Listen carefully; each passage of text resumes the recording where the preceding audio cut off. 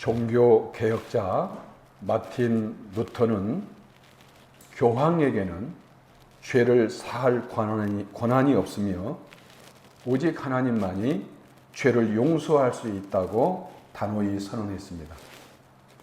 또한 면죄부는 인간의 진정한 내적 회개와 아무런 관련이 없으며 결코 구원을 보장할 수 없다고 비판했습니다. 루터의 종교 개혁 핵심은 분명했습니다. 구원은 인간의 선행이나 교회의 제도에 의한 것이 아니라 전적으로 하나님의 은혜와 그것을 붙드는 믿음으로만 주어진다는 것이었습니다.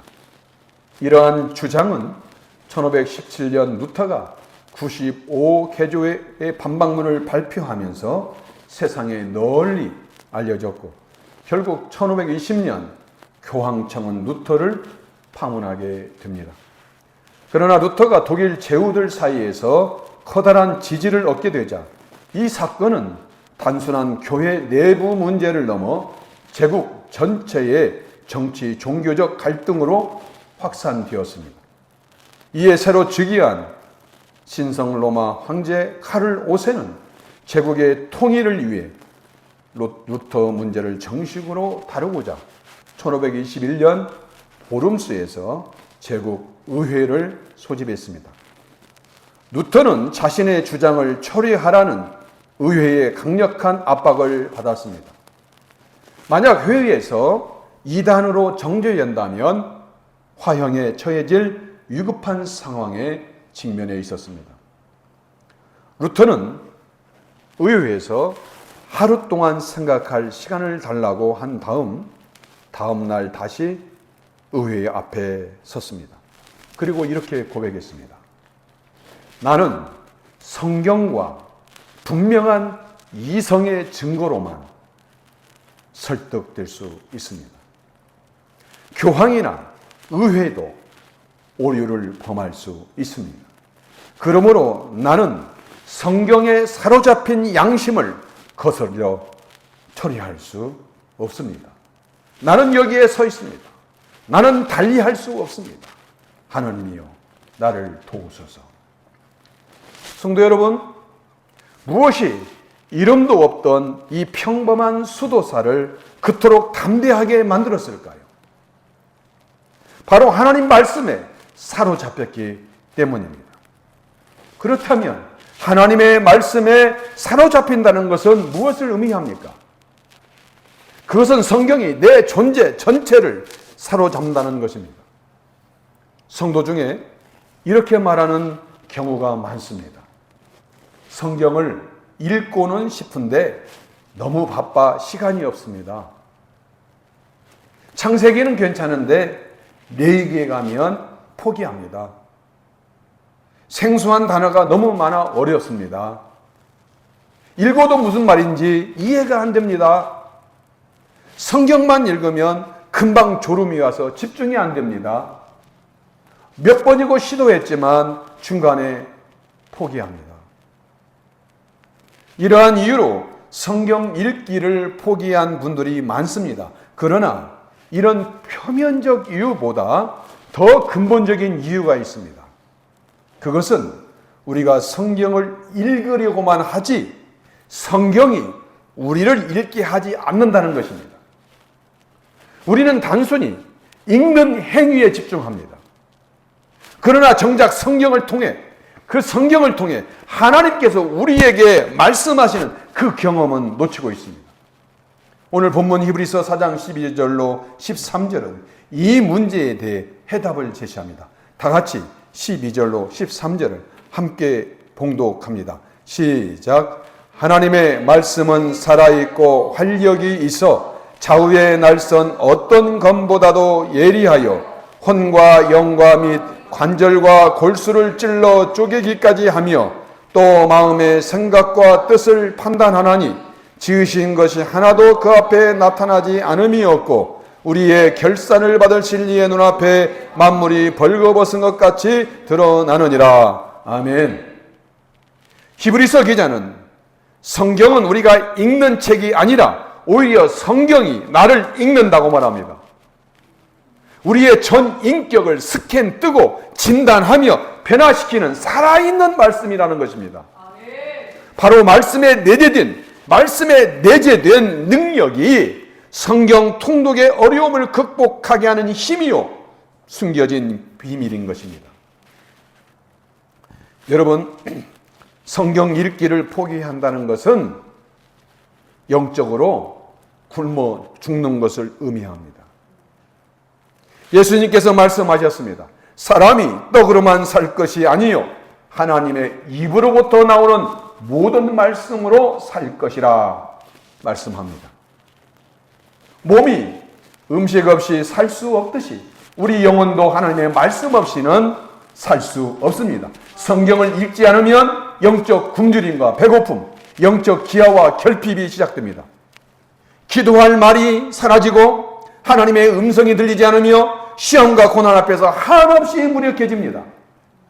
우리가 매일 접하는 모든 정보는 한계가 있습니다. 어제의 뉴스는 하루만 지나면 구닥다리 뉴스가 됩니다. 그런데 성경은 다릅니다. 3000년 전 다윗의 시편이 지금도 살아서 우리에게 말을 겁니다. 2000년 전 바울의 편지가 오늘 내게 직접 질문합니다. 히브리서 기자는 하나님의 말씀은 살아있고 활력이 있다고 선언합니다. 하나님의 말씀은 지금 이 순간에도 살아서 활동하고 있다는 것입니다. 성경은 박물관에 전시된 고대 유물이 아닙니다.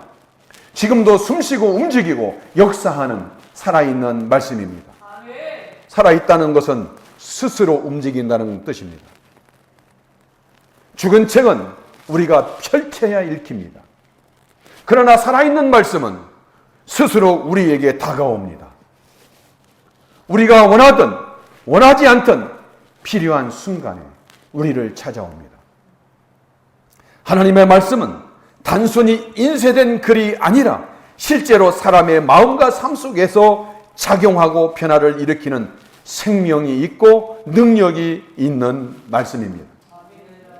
하나님의 말씀이 활력이 있다는 것은 에너지처럼 역동적으로 힘을 발휘하고 있다는 것입니다. 그렇다면 성경을 읽게 되면 구체적으로 어떤 변화가 일어날까요? 첫째, 기도 응답을 경험하게 됩니다. 성경을 읽으면 하나님의 마음을 읽게 되고 하나님의 뜻대로 기도하게 됩니다. 요한일서 5장 14절은 말씀합니다. 그의 뜻대로 무엇을 구하면 들으십니다. 하나님의 뜻대로 무엇을 구하면 들으십니다.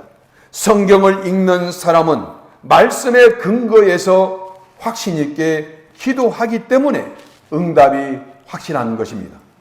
둘째, 영적 분별력과 지혜가 생깁니다. 성경은 인생의 길을 밝히는 등불입니다. 시편 119편 105절에 주의 말씀은 내 발의 등이요 내 길의 빛이니이다 라고 말씀합니다. 세상의 수많은 정보와 가치관은 무엇이 옳고 그른지 혼란스럽게 만듭니다. 수많은 정보와 가치관은 무엇이 옳고 그른지 혼란스럽게 합니다. 그러나 성경을 읽는 사람은 하나님의 관점에서 모든 상황을 바라볼 수 있는 분별력과 지혜의 눈을 얻게 됩니다. 인생의 큰 갈림길에서 중요한 결정을 내려야 할 때 말씀은 분명한 기준을 제공합니다. 세상 사람들은 이익과 손해를 따라 결정하지만 성경은 무엇이 하나님 보시기에 옳은지 무엇이 하나님을 영화롭게 하는지를 분별하게 합니다. 그래서 성경을 가까이 하는 사람은 흔들리지 않고 지혜롭게 결정할 수 있는 것입니다. 셋째, 시험과 환난을 이길 힘을 얻게 됩니다. 경제적 어려움 가운데 있을 때 여호와는 나의 목자시니 내게 부족함이 없으리로다 라는 말씀은 큰 위로가 됩니다. 질병과 고통 가운데 있을 때 두려워하지 말라. 내가 너와 함께함이라. 놀라지 말라. 나는 네 하나님이 됨이라. 내가 너를 굳세게 하리라. 참으로 너를 도와주리라. 참으로 나의 의로운 오른손으로 너를 붙들리라 라는 말씀은 큰 용기가 됩니다. 넷째, 성품이 변화됩니다. 화가 많던 사람이 말씀 앞에 서면 마음이 부드러워지고 미움으로 가득 찼던 사람의 마음에는 용서가 싹트게 됩니다. 이기적으로 살던 사람이 말씀을 읽으며 예수님의 마음을 배우면서 남을 섬기고 배려하는 사람으로 바뀝니다. 중요한 것은 통독할 때만 성경의 나를 완전히 읽는다는 것입니다. 여기에 통독의 첫 번째 비밀이 있습니다. 한 절, 한 장씩 골라 읽을 때는 내가 성경을 선택합니다. 오늘 기분에 맞는 구절, 위로가 되는 말씀을 골라 읽습니다. 그러나 통독할 때는 다릅니다. 내가 원하든 원하지 않든 레기도 읽어야 되고 족보도 읽어야 되고 어려운 예언서도 읽어야 합니다. 내가 통제권을 포기한 그때 그 순간 성경이 나를 읽기 시작합니다. 혹시 여러분 중에 내에게는 지루해서 못 읽겠습니다. 족보는 무슨 의미가 있습니까? 라고 말씀하신다면 바로 그 지루함 속에서 하나님은 여러분의 성급함을 읽습니다. 그 족보 속에서 하나님은 여러분에게 대를 이으며 신실하신 하나님의 언약을 보여주십니다. 성경이 살아있다는 것은 시의 공간을 초월한다는 의미입니다. 아브라함의 이야기가 믿음의 길을 걷는 우리에게 말을 합니다. 다윗의 찬양이 이 시대의 성도들의 심정을 대변합니다. 바울의 편지가 오늘 우리의 상황을 진단합니다. 이것이 가능한 이유는 성경이 살아있기 때문입니다. 통독하지 않으면 이런 경험을 할 수가 없습니다. 성경이 나를 읽을 기회를 주지 않기 때문입니다. 그렇다면 이 살아있는 말씀을 구체적으로 어떻게 읽어야 합니까? 성경은 우리 영혼을 진단하는 영적 종합검진서와 같습니다. 성경은 단순한 이론의 책이 아니라 우리의 내면을 정확하게 살피고 진단하여 수술하는 날카로운 칼 같은 말씀입니다. 여러분 병원에서 종합검진을 받아보신 적이 있으실 것입니다. 혈액검사만으로는 부족합니다. 엑스레이, CT, MRI, 내시경까지 해야 정확한 진단이 다 나옵니다. 한 가지 검사만으로는 놓치기 쉽습니다. 우리 영혼의 검진도 마찬가지입니다. 겉으로는 건강해 보여도 속에 숨어있는 영적 질병을 정확하게 찾기 위해서는 성경 66권의 검진을 받아야 합니다. 히브리서 기자는 하나님의 말씀이 좌우의 날선 어떤 검보다도 예리하다라고 말씀합니다. 여기서 좌우의 날선 검이란 고대 로마 군인들이 사용하던 양날 단검을 가리킵니다. 이 단검은 양쪽 날이 서 있고 그 끝이 뾰족하여 찌르기와 베기가 동시에 가능했습니다. 뾰족한 칼끝이 살을 관통할 수 있고 양날이 좌우 상하 순식간에 방향을 틀어서 치명상을 입을 수 있었습니다. 그러나 하나님의 말씀은 그보다 더 강력하고 더 예리하다는 것입니다.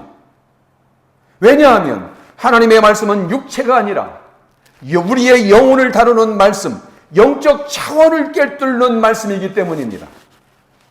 그렇다면 하나님의 말씀은 우리 내면의 어느 부분까지 꿰뚫을 수 있을까요? 히브리서 기자가 혼과 영과 관절과 골수라고 표현한 것은 하나님의 말씀이 우리의 심리적, 영적, 행동적, 내면적 영역까지 모두 꿰뚫는다는 것을 보여줍니다. 혼은 우리의 감정, 의지, 생각 등 내면의 심적 영역을 말합니다.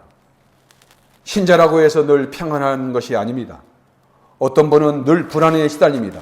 어떤 분은 작은 일에도 진노를, 분노를 참지 못합니다. 어떤 분은 세상 가치에 끌려다니며 선택합니다. 말씀은 이런 우리의 마음 한가운데를 찔러주게 합니다. 너의 불안은 어디서 오는가?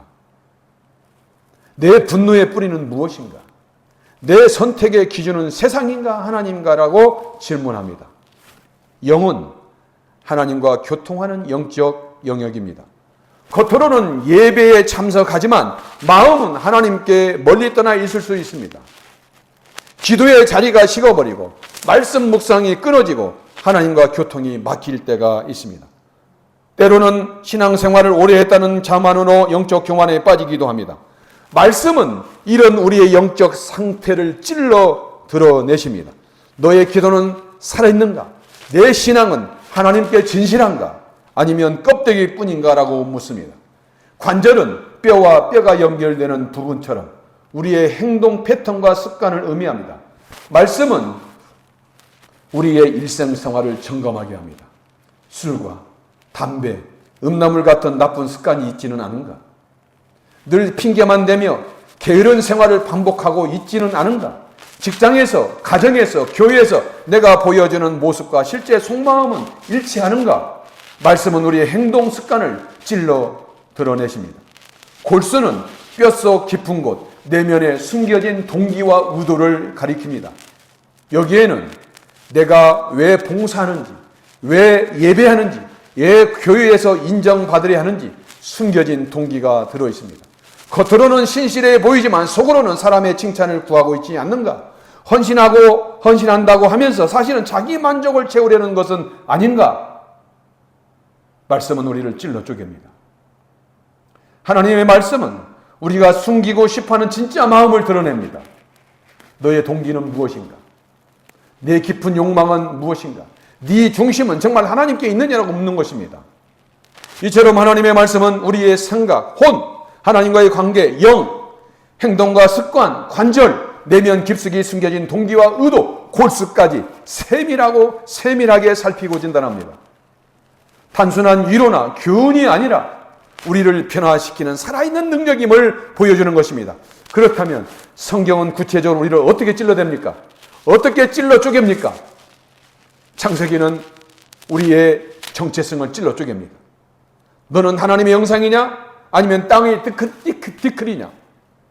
출애굽기는 우리의 자유를 찔러 쪼갭니다. 너는 해방된 백성이냐? 아니면 여전히 세상의 종이냐? 레위기는 우리의 거룩을 찔러 쪼갭니다. 너는 구별된 삶을 사느냐? 아니면 세상과 똑같이 사느냐?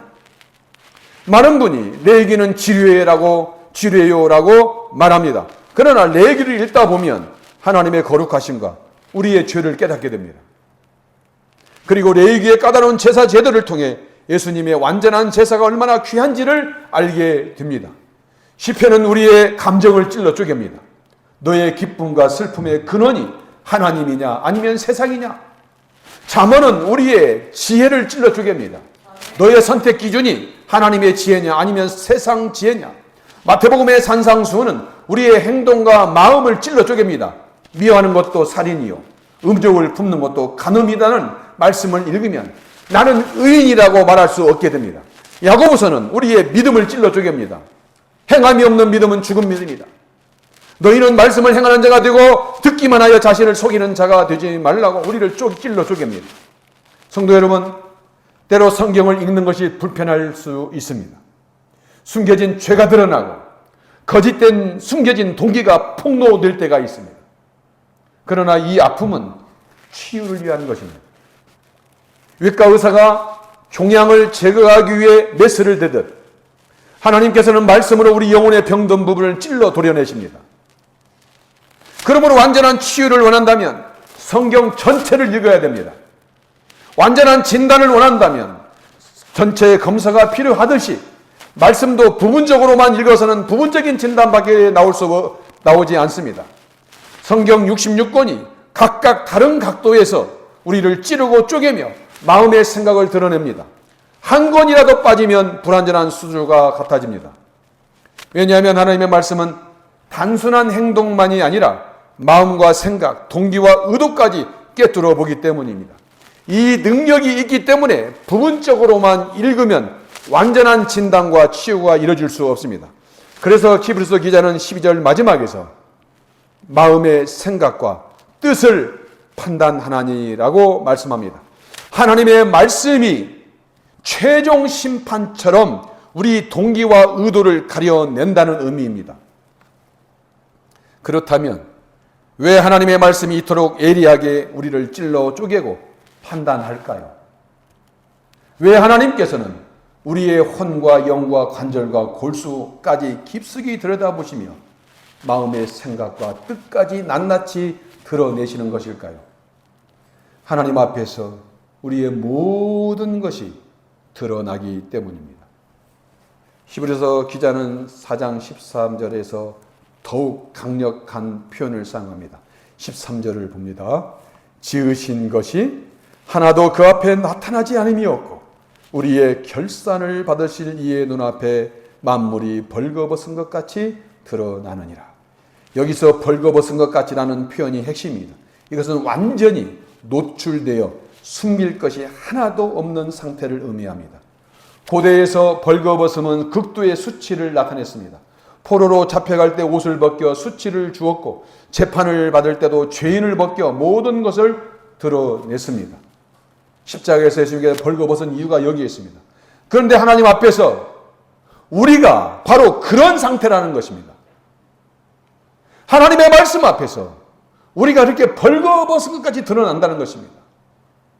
우리의 혼, 우리의 영, 우리의 간절, 골수, 동기, 의도까지 다 그 의도가 하나님 말씀 앞에서 다 드러난다는 것입니다. 우리는 사람들에게 보이는 나와 내면의 내가 다를 때가 많습니다. SNS에는 행복한 모습만 올립니다. 교회에서는 거룩한 척합니다. 직장에서는 능력 있는 척합니다. 가족 앞에서는 완벽한 척합니다. 그러나 하나님 앞에서는 벌거벗은 것 같이 드러난다는 것입니다. 생각해 보십시오. 여러분이 혼자 있을 때 하는 생각, 아무도 모르는 인터넷 검색, 마음속 깊이 숨겨진 미움과 시기, 겉으로는 웃으면서 속으로는 판단하고 조롱하는 마음, 이 모든 것이 하나님께는 다 드러나 있다는 것입니다. 그런데 여기서 놀라운 것은 우리를 벌거벗기는 것이 심판이 아니라 은혜라는 사실입니다. 왜냐하면 하나님은 이미 우리의 그 모든 연약함과 부족함을 다 아시면서도 사랑하시기 때문입니다. 아담과 하와가 선악과를 먹고 난 후 벌거벗음을 부끄러워했을 때 하나님께서는 그들을 쫓아내기 전에 가죽 옷을 지어 입히셨습니다. 벌거벗음의 수치를 덮어주신 것입니다. 이것이 복음의 원형입니다. 오리지널 복음입니다. 하나님의 말씀이 우리를 벌거벗기는 이유는 우리에게 진짜 옷을 입히시기 위함입니다. 거짓된 자아, 위선된 가면을 벗기시고 예수 그리스도라는 진짜 옷을 입히시려는 것입니다. 그렇다면 예수 그리스도라는 진짜 옷이 무엇입니까? 첫째, 그리스도의 의입니다.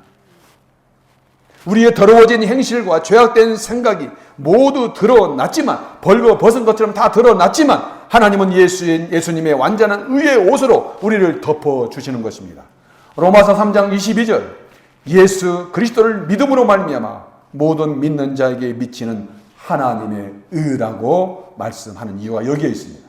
두 번째, 그리스도의 성품입니다.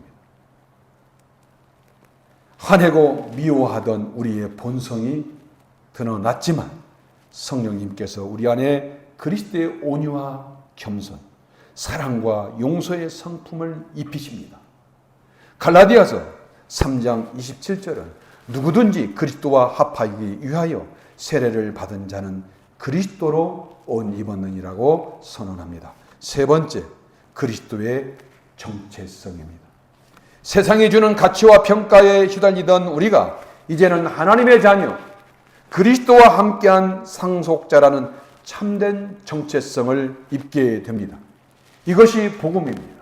하나님께서 우리의 모든 추한 모습을 보시면서도 예수 그리스도로 우리를 새롭게 옷 입히시는 것입니다.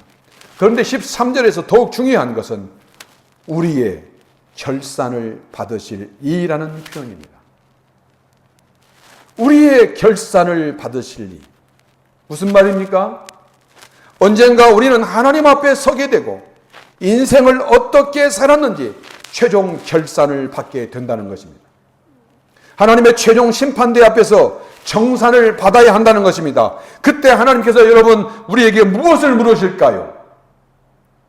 결산을 해야 되는데, 우리 인생의 총 결산을 해야 되는데 하나님께서 무엇을 결산하실까요? 하나님께서 무엇을 우리에게 물으시겠습니까?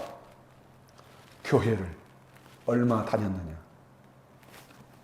헌금을 얼마 했느냐? 봉사를 얼마 했느냐가 아닙니다. 내 편지를 다 읽었느냐? 입니다. 성경은 하나님의 러브레터입니다. 하나님의 사랑의 편지입니다. 66권으로 이루어진 한 통의 긴 편지입니다.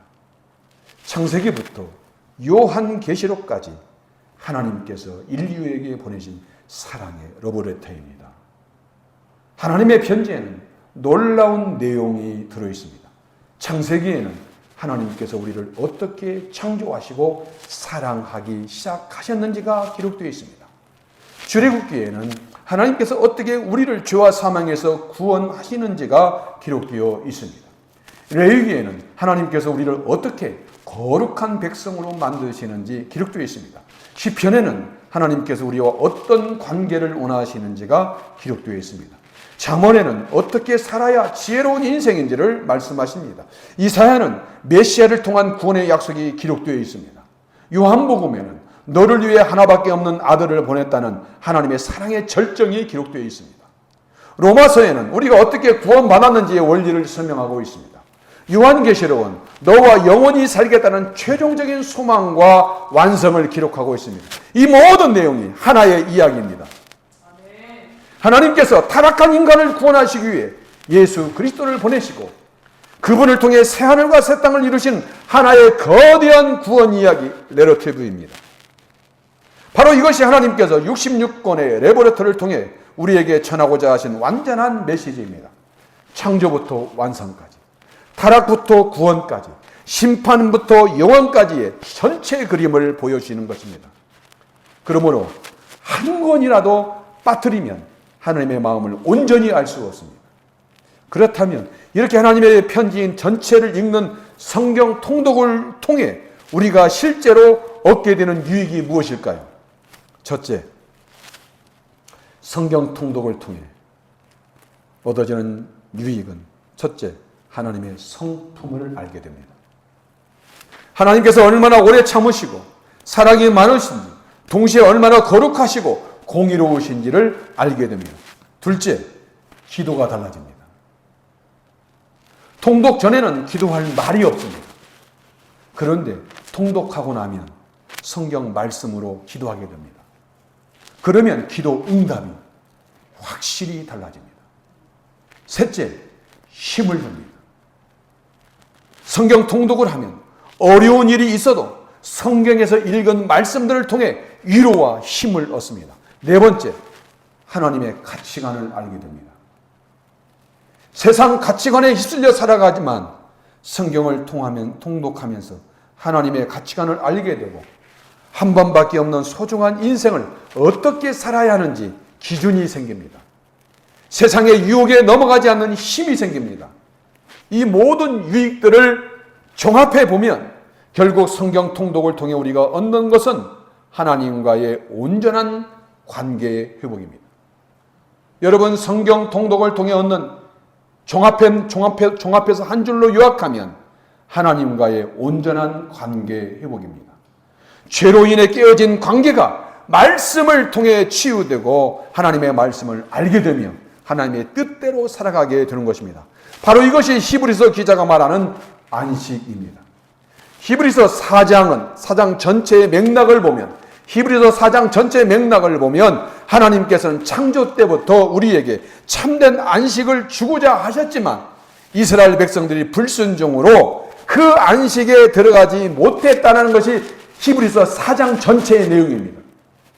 그런데 이제 예수 그리스도 안에서 참된 안식이 열렸습니다. 그 안식으로 들어가는 길이 바로 하나님의 살아있는 말씀이라는 것입니다. 말씀이 우리를 발궈벗기고 찔러 쪼개고 모든 것을 드러내는 이유는 우리를 하나님의 안식으로, 참된 안식으로 인도하기 위함이라는 것입니다. 이 맥락에서 보면 성경 전체가 예수 그리스도를 증거하고 그분을 통한 구원을 선포합니다. 그래서 일부만 읽어서는 온전한 구원의 그림을 볼 수가 없습니다. 통독하지 않으면 하나님의 전체의 마음을 알 수 없습니다. 언젠가 우리는 결산을 받으실 이 앞에, 결산을 받으실 하나님 앞에 서게 됩니다.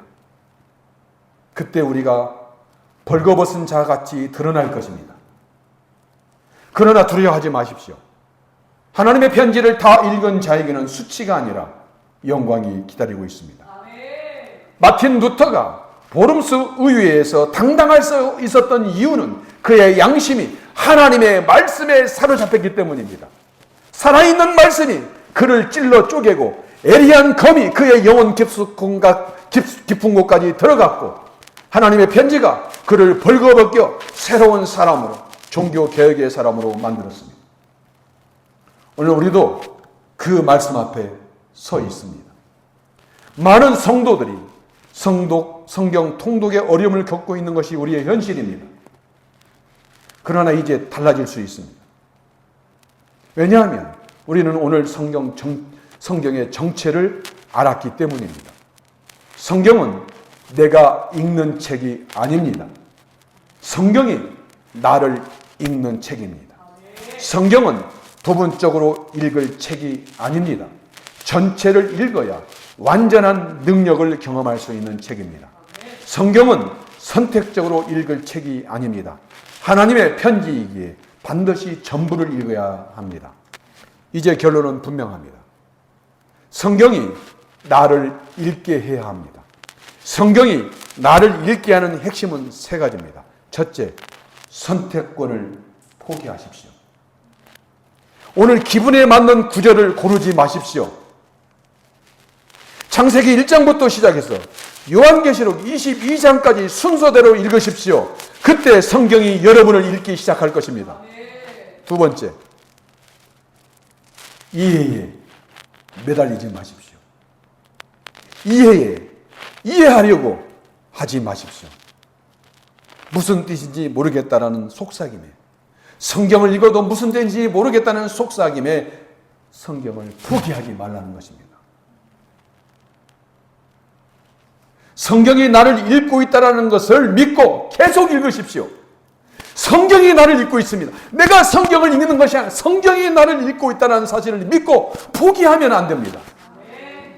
나중에 돌아보면 모든 것이 깨달아지고 성경이 서로 연결되어 있다는 사실을 발견하게 됩니다. 제 경험입니다. 수많은 사람의 경험입니다. 그 이유가 뭡니까? 성경은 성경으로 깨닫게 되기 때문입니다. 내 이해로 깨닫는 것이 아니라 성경은 성경으로 깨닫게 되기 때문입니다. 세 번째, 아픔을 두려워하지 마십시오. 성경이 여러분을 찔러 쪼갤 때가 있을 것입니다. 숨겨진 죄가 드러나고 거짓된 숨겨진 동기가 폭로될 것입니다. 그러나 이것은 파괴가 아니라 심판이 아니라 치유를 위한 수술입니다. 매일 성경을 펼치기 전에 이렇게 기도하십시오. 하나님, 오늘도 당신의 말씀이 저를 읽어주십시오. 제가 알지 못하는 제 마음을 당신이 아시고 찔러 쪼개어 주십시오. 제 모든 것이 당신 앞에 드러나게 하시고 당신의 편지를 통해 저를 새롭게 하여 주시옵소서. 여러분, 성경을 읽다가 중도에 실패했어도 다시 붙잡으십시오. 번번이 실패해도 괜찮습니다. 완벽주의를 버리고 하루 빠뜨렸다고 포기하지 마십시오. 하나님은 우리의 완벽함을 원하시는 것이 아니라 우리의 마음 중심을 원하십니다. 하나님의 편지를 끝까지 읽고 싶습니다. 하나님의 편지, 하나님의 사랑의 러브레터를 끝까지 읽고 싶습니다라는 마음이면 충분합니다. 오늘이 새로운 시작입니다. 먼지 쌓인 성경을 꺼내십시오. 창세기 1장을 펼치십시오. 그리고 성경이 여러분을 읽게 하십시오. 루터가 그랬듯이 여러분도 살아있는 말씀에 완전히 사로잡힐 것입니다. 그리고 여러분의 인생이 변화될 것입니다. 살아있고 활력 있는 말씀이 여러분에게 놀라운 영적 능력을 줄 것입니다. 날선 검보다 예리한 말씀이 여러분을 완전히 찔러 쪼개어 치유할 것입니다. 결산을 받으실 이의 편지가 당신을 벌거벗겨 새롭게 하실 것입니다. 이것이 우리가 성경 전체, 토타 성경, 전체 성경을 읽어야 하는 이유입니다. 성경이 여러분을 읽고자 합니다. 기도합니다.